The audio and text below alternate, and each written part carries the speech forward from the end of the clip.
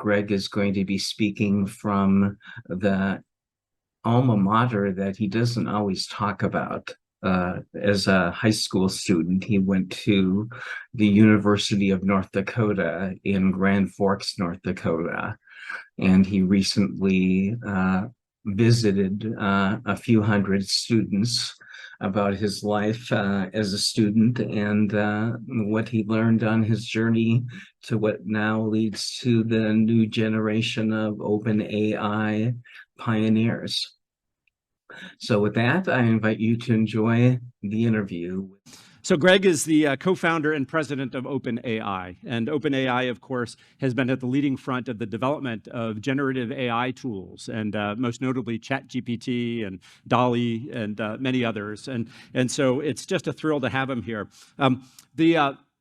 One of the goals of OpenAI, of course, is to create a general purpose AI and really looking at the benefits to society about how we can use these tools to make life better for all of us human beings. And so we're so thrilled. ChatGPT, by the way, was the fastest growing app in the history of apps. And I think he had about, 1 million users in 5 days, right? So it was a meteoric launch. So and not what we expected either. Yeah, right.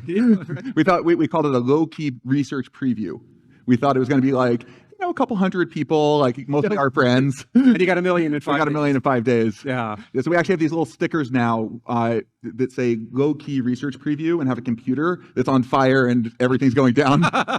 It's awesome. And so there's tremendous growth and the attention that it's garnered since its launch. And I of course, think about a year prior to the launch of ChatGPT, November 22nd, right, of 2022. I think it was November 1st of 2021, there was a book that came out by Eric Schmidt, Henry Kissinger, and Huttenlocher, and they talked about the age of AI and what it means for us as humans, and the challenges and the incredible opportunities that it presents. And so that was a prescient book, and then lo and behold, a year later was the launch of ChatGPT. So Greg has a long history of looking at not just AI, but the ethics and the philosophy behind AI, and how do we make opportunities exist for society and for human beings. So we're thrilled to have you here. And we'll do a series of questions from me, but then we had also asked a number of students for their questions as well. And we'll go through those too. Sounds great. You ready? I am. Okay, first question. So tell us about your journey. I mentioned Thompson, North Dakota. Tell us about your journey from Thompson, North Dakota to where you are now. Yeah, so, Thompson was a really wonderful place to grow up. Just super safe. Like our doors didn't even really have locks. And I think that it's just very different in many other places in the country to kind of have the same kind of just like sort of idyllic lifestyle. So I actually was going to school in Grand Forks, which, 8-mile drive away. And so it was very rare that like people would come over and be able to hang out with people after school. So I had a lot of time on my hands, time that I spent exploring my own interests, got very interested in math competitions, got very interested in doing research, some of which I did at University of North Dakota. And I also got very interested in playing computer games,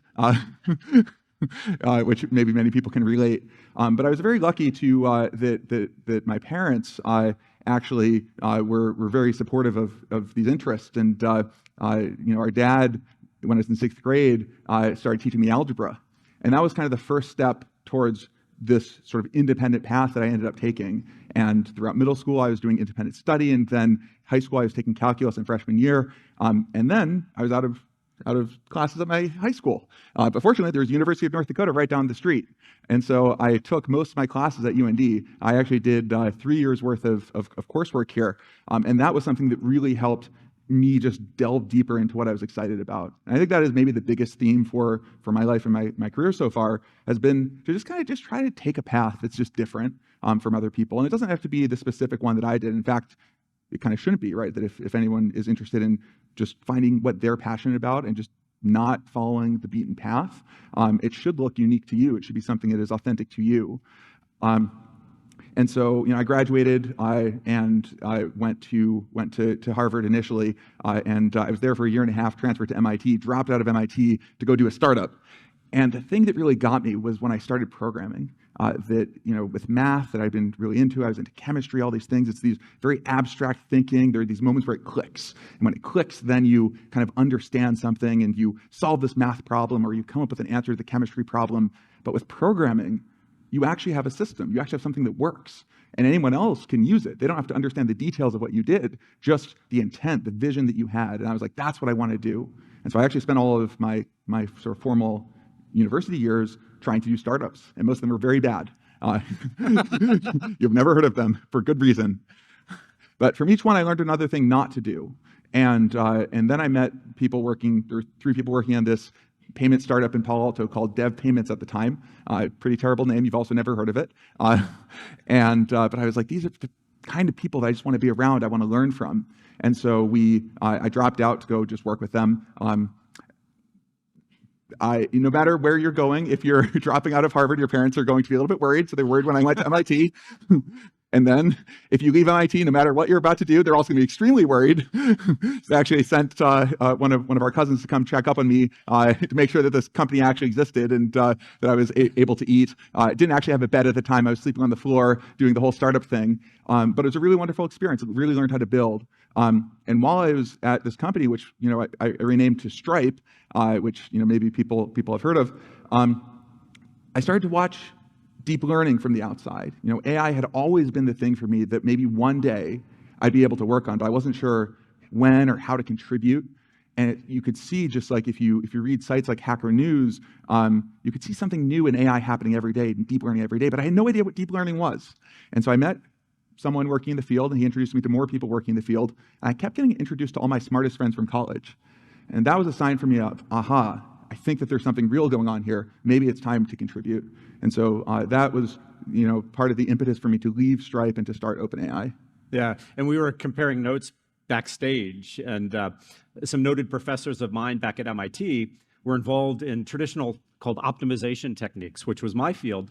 And they too, probably in the 2013, 2014, 2015 timeframe, had said the same thing. But there's something magical about deep learning and machine learning in general. And lo and behold, here we are today. And so let's go back to UND. And what are your memories of being here? And we have to give a huge shout out to Ryan Zier, Professor Zier. Where is he? Right over there. There he is. Who one day was sitting in his office and Greg comes walking by and says, "Hey, I think I'd like to study something here." Or that's my version of the story. Tell us about your version of the story and how it began. That's basically accurate. So again, I'd finished up the math at Red River High School in 9th grade, and that was actually a great experience. I was really into math competitions. I was just like, math, like this is the thing. I want to study so much of it. And in middle school, I had to independent study classes because I didn't have a car. I couldn't go to the high school. But sophomore year of high school, driver's license. So I was able to actually drive from Red River to UND. And that I had a setup where I just took 3 classes at Red River and then whatever I wanted at University of North Dakota, which was wonderful. So the first class I took was Set Theory and Logic with Dr. Zier.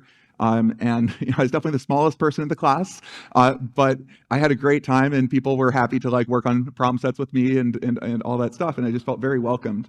And I took a bunch of other classes. I took organic chemistry with Dr. Smoliakova. I took philosophy with Dr. Weinstein, I believe. And that was actually a really wonderful class because it was philosophy through film, Western philosophy through film. And so you actually watch a lot of movies and you have a good excuse for it. But it was just so interesting, right? There are all these little facts that you never think about. For example, one that really stuck with me is that water in Western symbology is chaos and rebirth. And so if you're watching a movie and it's raining, and the characters are not in the rain, that usually means chaos. And then when they actually go into the rain, that means that rebirth, and it's kind of the end. And if you watch movies with that lens, you're just like, yeah, that's once again, it's like the rain, it's like this is the everyone's upset at each other part, and then the everyone goes out into the rain, and it's like, okay, this is now everyone reconciles. And just funny when you realize you think there's so many degrees of freedom in our society that everything is made new, but actually everything's connected. Everything is just a slight deviation from everything that has come before it. And I think that realization that there's both like that to create something new is both the synthesis of you have to understand the things that came before you and the context that you're in, but you also need that little spark of creativity to specialize it to your special case, to think of what is the thing that no one else has, what are the connections no one else has made. So that's something that really stuck with me. And it's a very, it's not a technical thing, but I think it's actually really underlied a lot of what I've done. Nice. And in your short-lived stay in college, you had 3 degrees that are an interesting collection. Share those with us. Well, so I thought when I was here that I was going to go and do a math, a chemistry, and philosophy triple major at Harvard or MIT. None of those ended up happening. I have 0 degrees. Sadly, my wife is the educated one in the family, so we appreciate that. Yeah. But just that mixture, the philosophy edition ties to what you talked about in Professor Weinstein's course and what you were exposed to there as well. So back to AI and the choice to kind of delve in. So you were at Stripe, you said, hey, something about deep learning is something you really want to pursue. Tell me more about that motivation about pursuing AI. Yeah, so for me, the beginning of the AI journey was actually after I graduated from high school. So I took a year off before jumping into these colleges for my short-lived stint. And I didn't mean that as an insult, no, by the way. not at all, not at all. And I went abroad. And actually, in high school, I've been taking Latin. By the way, anyone here take Latin? Very few. I recommend. I recommend it. I think you learn. Once again, you learn a lot of the underlying structure about why the world is the way that it is. At least our part in the Western Hemisphere. But senior year, our mother said you have to take a real language. So she was of the opinion of everyone who didn't raise their hand. And I was like, fine, I'm going to take Russian because it felt to me like in Western Europe, lots of people speak English, and Russia felt like just a place that I didn't know much about. And I wanted to learn about, and so I actually took the year off after high school and went to Russia for 4 months. And there I once again had lots of time that was very self-directed, and so I started to read about programming because I never really done it. I was kind of curious about it, and I read the 1950 paper by Alan Turing where he talks about the Turing test. By the way, how many people know what the Turing test is? Raise your hand. Okay, more hands than take Latin. So it's the idea of how can you tell if a machine is intelligent? In 1950, Alan Turing, who's an amazingly brilliant computer scientist, proposed the idea that maybe what you could do is if you talk through a chat system, so you can't see who you're talking to, a human, and you talk to an AI, and you can't tell which one's which, then you can say that that AI is intelligent, that it actually is smart. And he actually even laid out an idea for how to solve it. He said, look, you'll never program an answer. It's just too complicated. You can't write down all the rules. Instead, maybe you could build a child machine that can learn like a human child. You give it rewards and punishments when it does something good or bad. And maybe from that, you could actually solve this test. And when I saw that, I was like, this idea of you could actually build systems that can solve problems that you yourself do not know the solution to. You can't write down the rules, and yet you can build a machine that solves it. I was like, that is the coolest thing I've ever heard, right? Because there's so many challenges that we know we're not really going to be able to solve. We haven't made progress on them in thousands of years, or new challenges. Think about like climate change. Like, how do you solve that? It's this complex coordination, technological, societal problem, extremely hard. And so if we had better tools, if we had some way of building systems that could solve problems, help us solve problems that we could not on our own, like that is the way. Now, the only problem is nothing worked. When I showed up in Harvard, I actually did the same thing that I did with Dr. Zier. I went to a professor. I said, hey, could I do research with you in natural language processing? And he showed me these like parse trees. And I was like, okay, this is clearly not going to scale. It's like you're still writing down the rules. But 2015, that is when you started to see that, there is a general purpose approach that is actually knocking down the walls between departments, whether it was image recognition where it started, machine translation, all these different fields. You have 40 years worth of research, people were throwing it out, replacing it with neural nets. And I was like, this is very interesting, and I just want to help support it. Nice. Which ultimately, a couple years down the road, led to the founding of OpenAI and the co-founding. And did you know that the technology that you were building would have the impact that it has initially? And tell us about that vision that you had when you founded OpenAI. Well, I'd say yes, and even more, right? I think we are still very much in the early days. And that's a really sobering thought, right? That a lot of when we started OpenAI, 2015, you could kind of, if you were in the weeds, right? If you were really sort of talking to the people that were doing it, you could see the shape of what was coming, right? That you're like, okay, it's like these methods that are very general, but still wasn't necessarily something you would use yourself. It wasn't a consumer product. It was still kind of like a little bit, there's always this S-curve from pure science to pure engineering, and we're starting to enter it.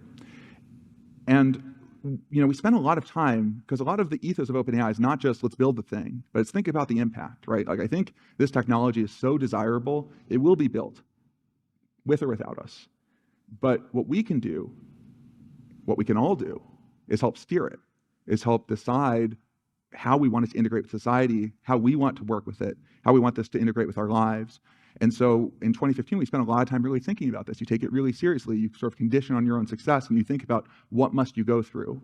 And we really had this picture that, that you're going to go through a lot of these like cool demonstration systems. And we did that, 2018, we solved a competitive video game called Dota.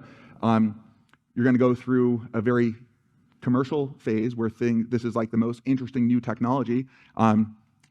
Crypto was occupying that slot for a while, but hopefully we are delivering more lasting substance.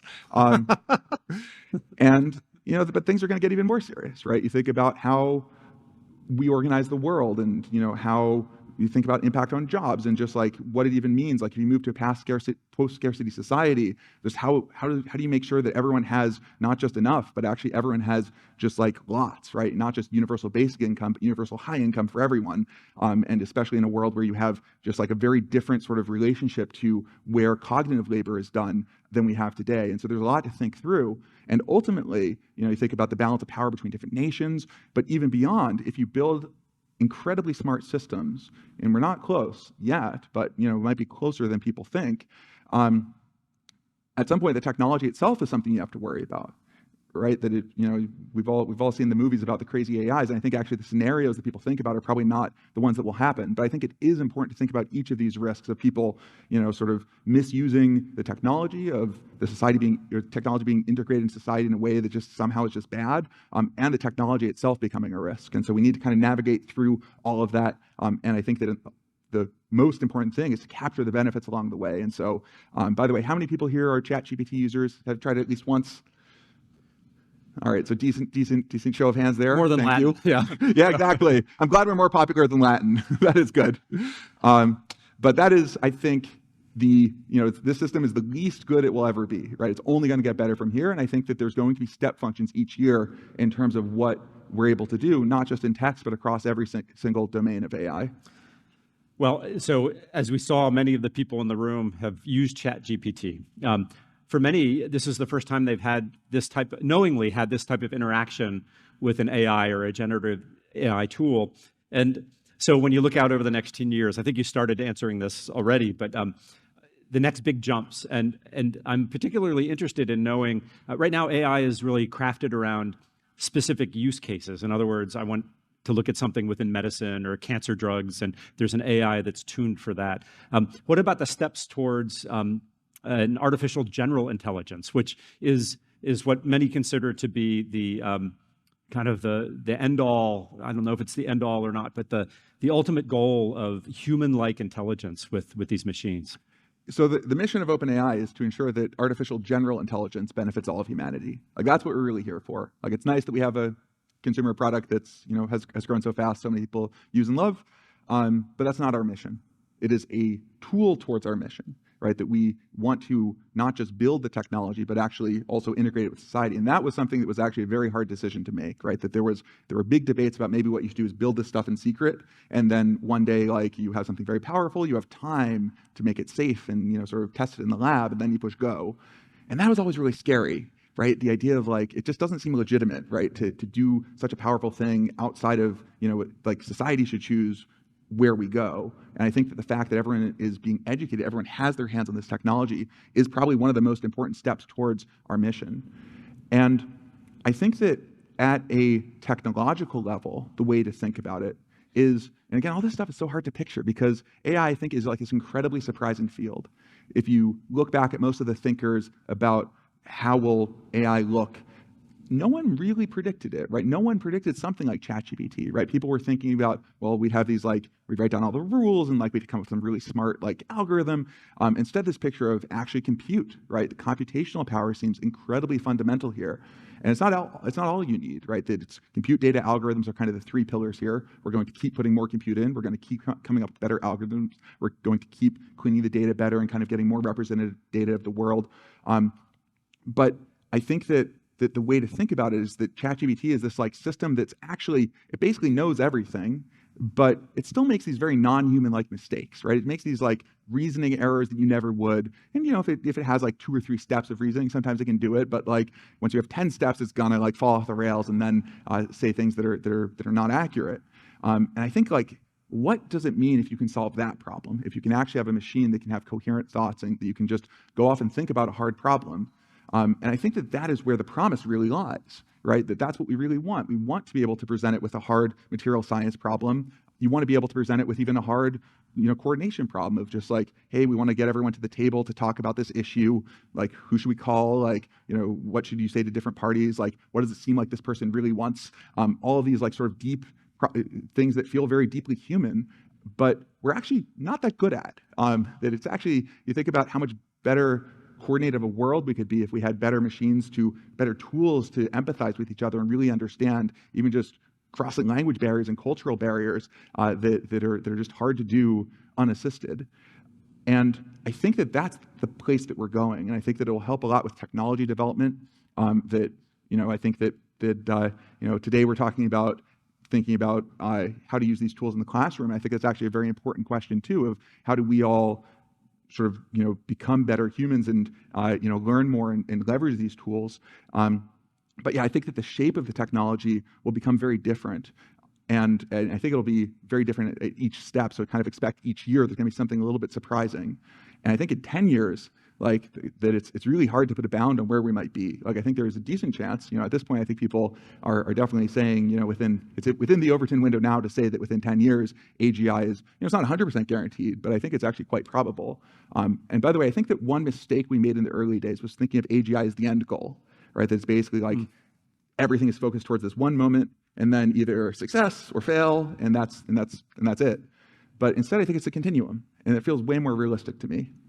Yeah, nice. And I know there are many predictions about when this happens. I think Ray Kurzweil predicted 2040, and there's been others. So it'll be interesting to watch these step developments that you describe as well. Yes, actually, so the Ray Kurzweil thing I think is so interesting, right? Because, so I think Kurzweil actually is maybe the thinker who has been the most predictive of what was going to happen. So in the early 2000s, he was like, compute, that's the thing. And everyone else was like, this makes no sense. So yeah, because he was drawing all these curves, he was like, okay, once you have enough compute to like, simulate like a human brain, then you'll have AGI. And everyone's like, why? Like, who cares if you have a fast computer? You need to figure out how to actually program it. That's the hard part, right? And now basically people have said, okay, fine, Ray was right. We'll figure out the programming part.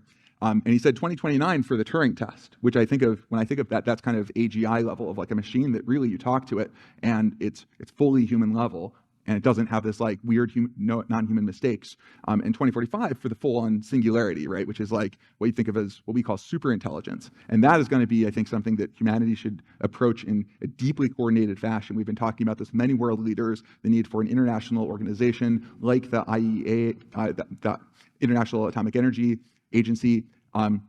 And I think that if we can actually come together as humanity to build this kind of system, then I think we actually have a shot at something just like truly unimaginable. I was going to ask about balancing the risks versus the benefits to the world, and I think you just hit on it. So you do see a role for some kind of cross-governmental cooperation to make sure we keep things within bounds? Absolutely. The funny thing is that a year ago, and believe me, we've been having these kinds of conversations since we started OpenAI, since really even before. The idea of international coordination would kind of laugh you out of a room, right? Just like people are just like, everyone's in it for themselves. Like there's just no hope to actually coordinate. Like government doesn't know what they're doing. Like all these things that are just like standard tropes. And again, it never really resonated, right? It always felt like the world is not a stationary place. Mm-hmm. Like people update fast. And you can see since the release of ChatGPT, it used to really be hard for us we spent a lot of time trying to outreach to various governments, and it was kind of hard to get them to pick up the phone. I mean, understandably so. They've got so many other issues they were dealing with. Think about the pandemic versus like talking about some crazy AI thing. But it's been very different this year, right? That I think that every leader realizes that they need to get smart about this for their own country and for humanity, and that it's become actually people are really latching on to this talking point of saying, hey, it's not just going to be every country for themselves in sort of some sort of like, deadlocked race. I think that we need some sort of coordination. And of course, we shouldn't be naive, right? I think that everyone has like some amount of thinking about their own citizens, and they should. But I think that there's also, as you start to understand the power of this technology, the potential power, that you realize that we do need to work together. We do need some sort of international guardrails and oversight. And you think about the kind of data centers we're going to build, basically these machines that are just these giant machines bigger than anyone's built before. And those are things that there should be some sort of international oversight for. And you actually can do it. Like, it's not going to be that many organizations that will be able to build these things. And so I think that there's just this non-stationary equilibrium, and people kind of look at the way that things are, look at how everyone's thinking today. But what is kind of our responsibility, what we think about, is where will it be? Where is the ball going? And trying to build for that. And so we look a little bit crazy in the short term. We fortunately look a little bit less crazy now than we used to. We still look a little bit crazy, don't get me wrong. Yeah. But I think that, I think time will tell. So let me pull back from the geopolitical context and to college campuses, right? So you have a room full of students and educators, and what are you thinking about in terms of the impact of AI on how we educate future students? Yeah, I think that two things. First of all, one of the maybe the most important message that I want to get across today is one of empowerment, right? That we are not deciding the future, right? We are building tools, but how do people use these tools? Where do we want them? Where do we not want them? That's something that we can't decide on our own. And I think that it's been really amazing hearing so many stories from different people about how they're using ChatGPT, right? And I think that the first reaction many people have when they see new technology is ban it. It's bad. Not unique to AI at all, but you look at New York City public schools, for example, and that was the first thing they did. Mm-hmm. And now it's unbanned, right? Now they're really leaning in. And I think that figuring out how to navigate that's something that I've actually been really, really encouraged to see. And so I think that, it's a little bit like we're all going to be entering a world with AI as a tool. It's a little bit like computers, right? It's just like who has not used a computer in the past day, including like your cell phone, any other computer? If I see a hand, I'll be shocked, right? Like, I think AI will be like that, right? In a really deep way. And so, yeah, you need to be not just using it, you need to become an expert. I was actually talking to a friend who's a professor who's saying that, they were trying to figure out their school how to deal with, students who might be using ChatGPT for admissions essays. And her kid suggested, actually, I think that you should admit the people who use ChatGPT the best. And it's just like this different perspective of not just thinking about, well, we used to work this way and now we have this tool, it kind of threatens it. And there's some of that's important. But I think that the real winners, and I think this actually can change even the balance of which institutions are the most thriving, like where do all the students want to go, is to think about what are the things that we couldn't do at all? What are the things that were totally impossible you couldn't even dream of, and now you can do with ChatGPT? And so I'm hopeful that we are providing something that unlocks opportunities. Nice. And in previous interviews elsewhere, you've talked about AI as a tool that can essentially serve as an always-on teacher or tutor that can understand and perhaps even motivate a student. Well, if this happens, what's the role of the traditional educators? So, yeah, I think that it's a great question, right? And again, there's a question of some amount of direct replacement and some amount of new opportunity that was totally impossible.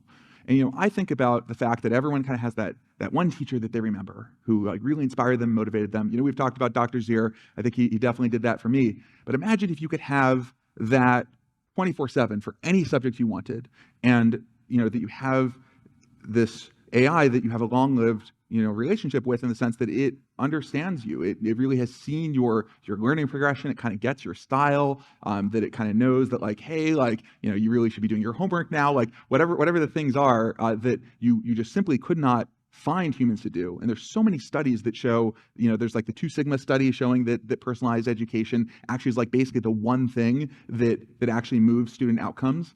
And it's like, there's so much opportunity. And so I guess the question is, well, as a teacher with a lot of students, there's 0 chance you're going to be able to be that teacher for all of them. And now if you have a bot that you're able to work with too, and you're able to sort of present it to the students and work with that, how do you bring that into your classroom in order to help you do things you could not do otherwise? And I think maybe this is an important thing, right? Is that, so we work with Khan Academy, for example, and that they took our same technology that powers ChatGPT and built a system for schools. And they're actually that, you kind of have the students and you have the teachers and the parents all as users of the system. And that's something that, again, like we're not able to go and just build that ourselves. It requires a lot of expertise and a lot of thinking. And so I guess it's like, you don't just want the raw technology, you want to build these layers on top that integrate it and kind of give it to the right people with the right sort of oversight in order to make sure that you're getting the benefits. Nice, nice. We have a series of student questions as well that I'll go through. But first, my final question, actually, I defer to ChatGPT on this one. So I'd like to say, if you don't like the question, tough. This is your doing. So if ChatGPT could experience emotions, what do you think it would feel when it successfully helps someone? And conversely, what would happen when it makes a mistake? Well, I certainly hope that it would feel great pleasure at doing a good job, and maybe some anger, displeasure, or frustration at not. And by the way, I think that the question that I've actually thought about a lot, first of all, I think we actually have no real answer for, do these systems have internal experience, right? Do they really feel? They can say that they feel, but does that really mean that they do? And we haven't made much progress on that with humans. We kind of believe that other people can feel stuff because we can feel stuff, and we're like, you look pretty similar to me in terms of all your physical machinery, and so probably you have internal experience as well. But we don't have like a mechanistic, oh yeah, here's like the specific part of the brain. But if you just bear with me a little bit, like one philosophical argument I think is interesting, or sort of mechanistic argument, is maybe what's going on is that emotions, internal experience, these actual feelings are a convenient computational shortcut. Like maybe it's, we have these neural nets that are kind of finding the best way to solve a problem. And maybe the best way to solve a problem is to have an agent that, when it does a good job, actually feels good feelings, right? And then it's just like, it doesn't have to like sort of write out the like, oh, I should probably feel really good here. It's just like, it just feels it, right? Just like a kind of a shortcut. And so maybe actually you could get some emergent intelligence where the pleasure is hooked up towards the positive, and that the displeasure is hooked up towards the negative. Because the thing that'd be really scary is, well, what if they're just reversed? Like, why should they be aligned in the right way? And so oops, maybe, I put a negative sign in there. Exactly, right? Yeah. Definitely you don't want that bug. Right. Yeah. Yes. So I think that this, by the way, will be the most fundamental and interesting and important question in the long run, because what you really want is, you want to know, first of all, you really want to know if every time you train your neural net, are you actually causing it pain? Like, are you, is it a good thing? Like, thinking about model welfare is like a thing that may become important. And then we as a society have a choice. Maybe we don't want to build systems like that, or maybe we really do. Because I think that being able to expand to the cosmos with beings that really feel and think and have a great time in that cosmos, like that seems like a pretty good long-term future. Nice. Well, let me turn now to the students' question. Our students always ask the best questions. So here we go. This one comes from Deb, who's a computer science graduate student from Grand Forks and a 2014 graduate of Red River High School. And Deb writes, what are the important lessons you learned in your journey to get where you are today, coming from a small town in the Midwest? And what unique perspectives have you gathered along your experience in AI? Well, it's first of all, a great question. I'd say, first of all, my life algorithm in some ways professionally is to, I think one thing I do somewhat uniquely is I get really excited about the upside of things, right? For AI, I got so excited. I was like, wow, if this thing could work, it'd be so great. And then I actually go explore it a little bit. And so, for example, I went to that professor at Harvard and said, hey, could I do some research? And then I also make sure there's a very fast out if it turns out that the excitement is not quite warranted. And there, it was just like, nope, never mind, not going to do that. And no harm, no foul is all good. But I did the same thing with many startups, right? That all these startups I did throughout college, I kind of worked with them for a little bit and kind of realized like, oh, this isn't quite the right way to do it. The first one that I did was actually these two seniors that had this idea that was so secret that they would refuse to tell anyone, and they begrudgingly told me. And then, they built a whole team of like 10 people, and I was the only programmer. And I kind of realized like, these people don't know what they're doing. I was like, I don't know what I'm doing. And I was like, this is probably not going to succeed. But again, it was an experience where you kind of realized by going through it, okay, you actually really need, unless you yourself are ready to be the visionary, you need someone who knows what they're doing. And so that was kind of the next thing that I moved to. And so I think just that algorithm of trying to get excited about what could be, and then making sure that you're not, irrevocably in it until you're sure, that's something that I think was very important. And I think that I brought that to AI, right? I think that we're very much in the, this one I feel like we're definitely doing it. I'm excited about the upside. I also don't think there's much of a way out at this point. Like, I think that I'm very, very much committed to seeing this through. Nice. And when you think about promising applications of AI in the near future, we'd love to know more about this. This question comes from Lexi, who's a finance and information systems major from Las Vegas. Yeah. Well, it's very easy to come up with promising applications because basically everything is on the table now. It's like such an exciting time. I think that for me, one of the things I'm most excited about is actually applications within medicine, which, again, naively, if you rewind a couple of years, I would have said those would be the last applications because medicine is you make one mistake and, it could be someone's life on the line. But actually, it's turned out to be one of the easiest applications. And not that you just say, oh, replace a doctor and now you put an AI, you're all good. No, you don't do that. It's the opposite, right? That you think about how much time physicians spend doing things that are not doing the hard part, that are not trying to figure out what disease you have and what medicine you should take and things like that. It's like all this paperwork and transcription and all these things. And AI is helping with all of that, that it's integrated into Epic, which, is the biggest, medical record system. It's integrated into a bunch of different places in the doctor's office. And so I think that being able to remove the busy work from the most sort of important professionals and to let them do more of what they do well, that's like something that is already happening. And the thing that I'm most excited about is eventually being able to do new technology development, right? To be able to come up with answers to problems that we don't know the answer to. And the next question was actually about potential of AI in medical practice. This is from Odell, who is a nursing major from India. And I think you hit on it, but now maybe we expand that discussion to talk a little bit about the use of AI in development of therapies and new drugs and so forth. I know there's been some remarkable progress there as well. Yeah, I think this part's really interesting, right? So because the thing about the ChatGPT angle, right, is it's very good at text data. Right, it's like a bunch of language and to be able to parse through things. And actually, there's a bunch of medical applications that you wouldn't think of, like, for example, taking a bunch of medical records and trying to parse out like whatever, medical billing code it's supposed to be, like things like that, which again, why are doctors spending their time on that? But I think that then moving to things like new drug discovery, right, that there are systems like AlphaFold from DeepMind that we're able to map the folding of every single known protein.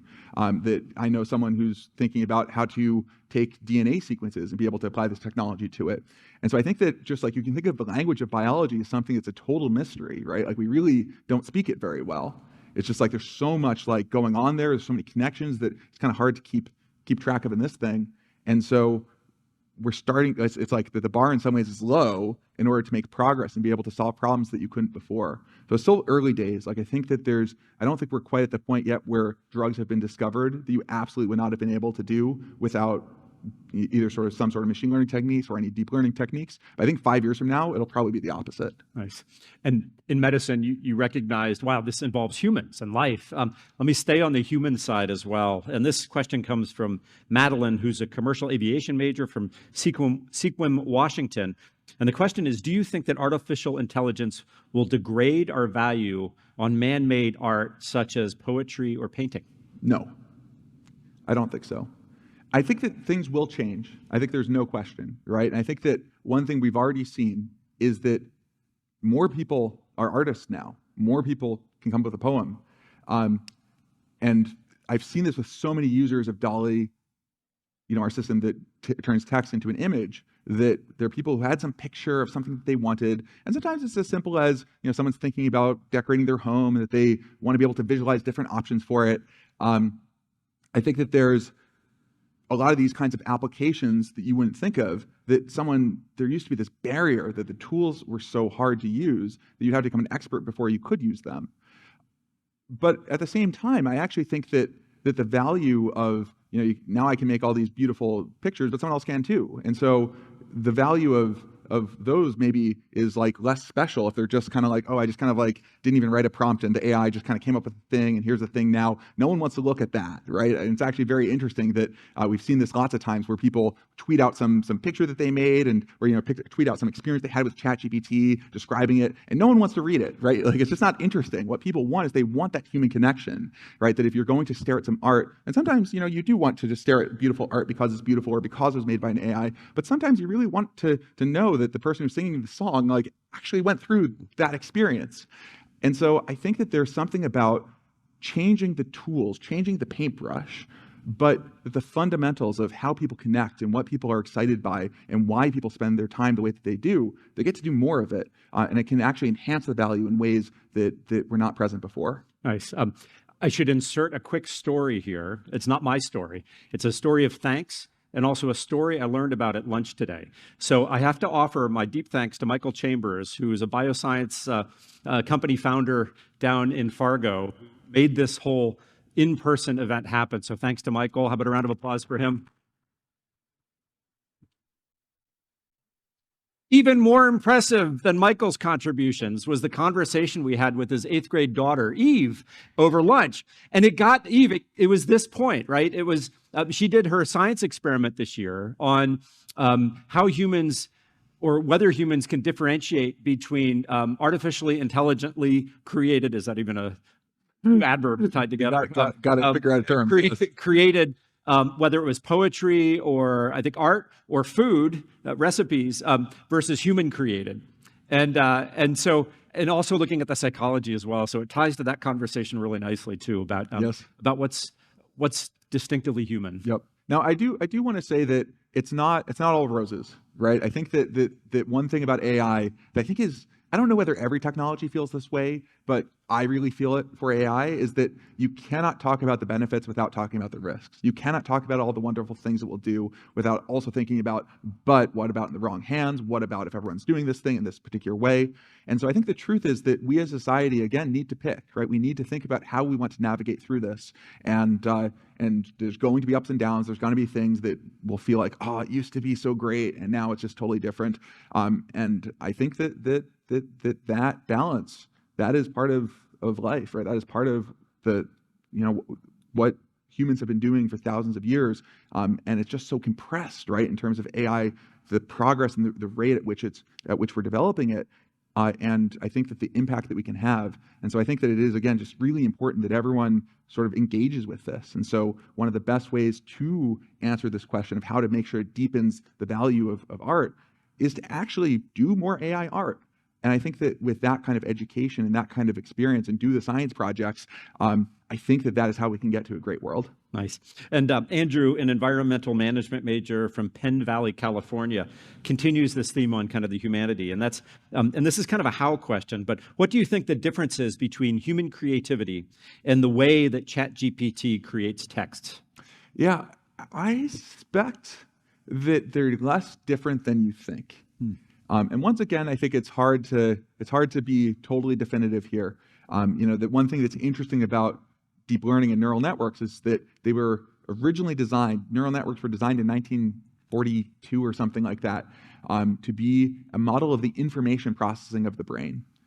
And throughout the history of them, people have said the biological analogy, it doesn't hold. There's just no way. Like, this thing is totally different from these like artificial neural nets.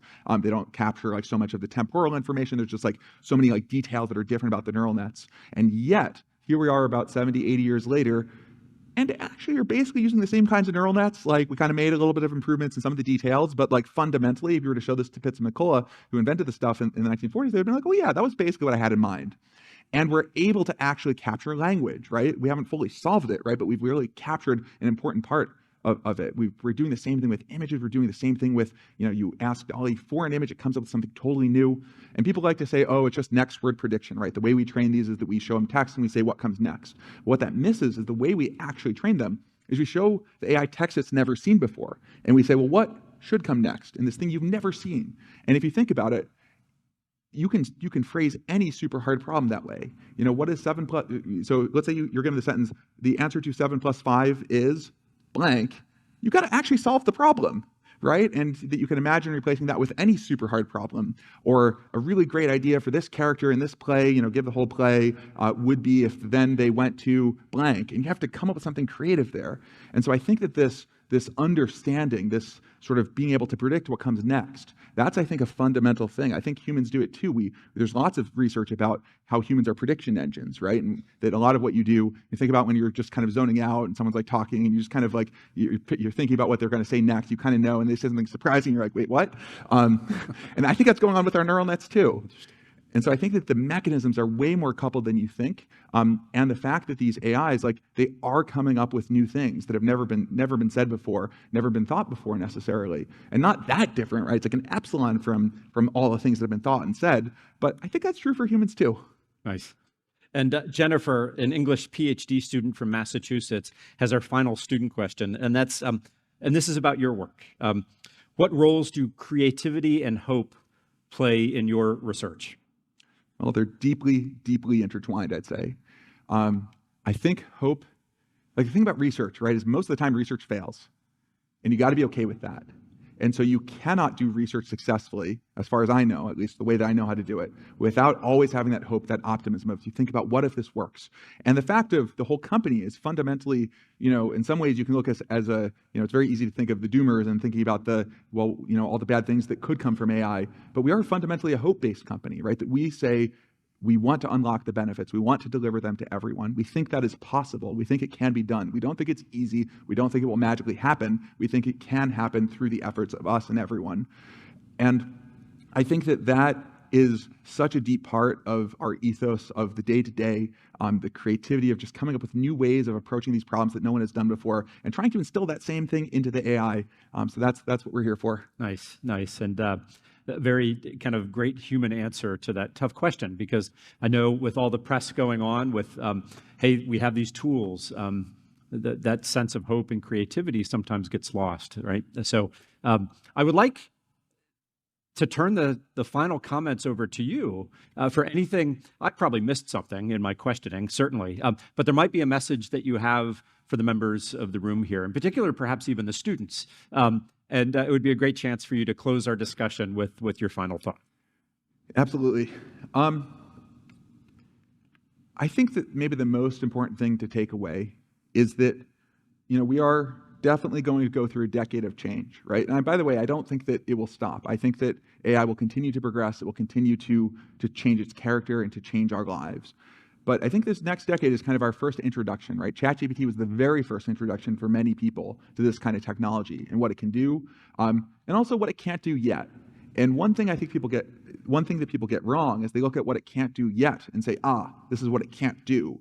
But that last word is very important, because often it's just like, yep, that's the next thing. That's, the things that you kind of notice are the things that actually are right on the cusp of working. And so one of the most important things to think about how to navigate through this, both to help society, but also yourself to think about how can I contribute, or, how do I want to sort of be part of this world, and not just the AI world, but how to actually be, as you enter society and get a job and do those kinds of things, is to try to become an expert in this technology and just using it and understanding the ways to get the best out of it. And by the way, that will change. Like, there's some skills that will directly transfer like learning how to prompt ChatGPT in this specific way. There's lots of sort of magic that people do to get the best out of DALL-E, where you just say like, it's like digital photo art or whatever.